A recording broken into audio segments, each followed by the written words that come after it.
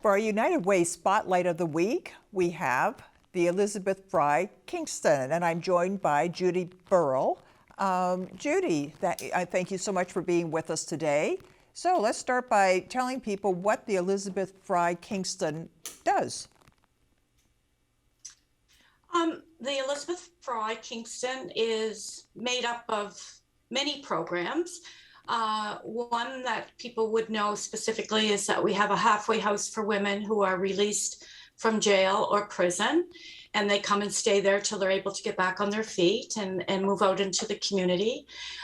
We have housing programs. We have a program called Kahili Homes, which is affordable housing, and we have rent geared to income housing as well. We have a We Hub, which is, it's sponsored by the United Way, but it's called the Women's Empowered Hub, and it's a separate building altogether where we provide life skills, educational workshops, skill building. We have drumming circles. We do cooking. We used to, before COVID, have a community kitchen every Friday, but we don't have that right now. We have some outreach workers. We just recently got a teepee in our backyard that was just blessed a week ago. And so we'll be having Indigenous ceremonies there as well, and drumming. I'm a mental health worker, so I provide mental health services to clients in our programs and any woman in the community who feels that they would like to have some one-on-one. Much of that during COVID was done by Zoom or by phone.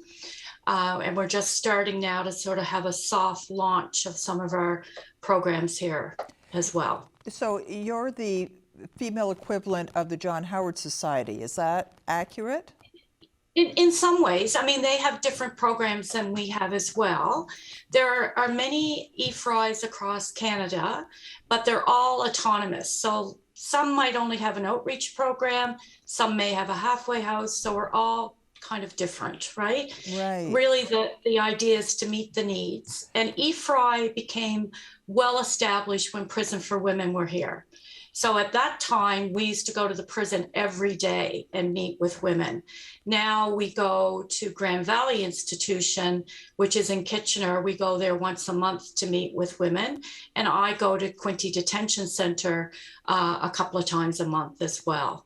Now, is this only for women who are in conflict with the law, or is it for women who just need a kind of a helping hand? Yeah, that's a really good question, because a lot of people feel that a woman has to be in conflict with the law to be involved with EFRI. That's not true. I work with many women who are in vulnerable positions in the world, in the community, both being homeless or maybe having some mental health issues. And they are welcome to use any and all of our services, especially including the We Hub, because that's women supporting other women.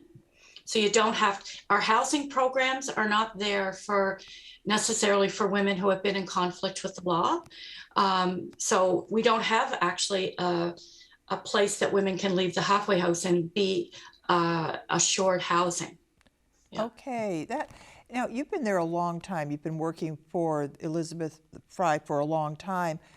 Yes. What would you say are the biggest changes, other than the women's prison used to be here, but in as far as what women need to get on their feet, to kind of get their lives together? What have you seen that's changed? I would like to say that things have changed for the good, but I still think the barriers that women had 15 years ago are still here. Lack of affordable housing to make that transition, being able to find a job with a criminal record. Women's lives are sometimes very complex because they also have children that maybe they need to make arrangements for. Women are separated from their children while they're incarcerated. And those things are still the same. I think maybe what has changed is Kingston's a very giving community. There are many organizations that help us with various things. We have a group, the Interfaith Women, who cook a couple of times a month, and we package up meals and we give them to women that require some food. During COVID, we were providing services that we hadn't provided before. Like I would go to the food bank and pick up the order for the woman and deliver it to her place. Or I was making care calls every day to people who were isolated. But I think the plight for women who have been in conflict with the law, but also women who are poor, that live in poverty, that lack education, and mostly lack support. Because what we hope is that we become that circle of support, or I like to call it a soft place to fall. So we're actually working on a new initiative right now that we hope to get running if we get funding. Okay, and it's called the RAP. It's called the RAP program, and it's women reintegrating after prison. And we would have one central place where they would come. We'd get their ID back for them. We would take them to banks, get their bank accounts set up. We'd set up resources. We would refer them if they needed some transportation to get to probation or parole officers. We would provide some skill building that they might need, and we'd have it all in one place. Wow. And it would be for any woman who might also feel that they may be in conflict with the law. Poverty and homelessness puts you at risk of being in conflict with the law. Yeah, I could see that. Desperate people do desperate things, and things that they never dreamt that they would ever do before. When you've got hungry kids, you do things that, it becomes survival. I understand the United Way plays a big part in your success. Can you tell me about that? Yes, the United Way's been supportive with EFRI for many years through many programs. And we've had some special projects over the years that they have helped us with. Most recently was the establishment of the Women's Empowered Hub, which has been open, I think we're nearing the 5th year.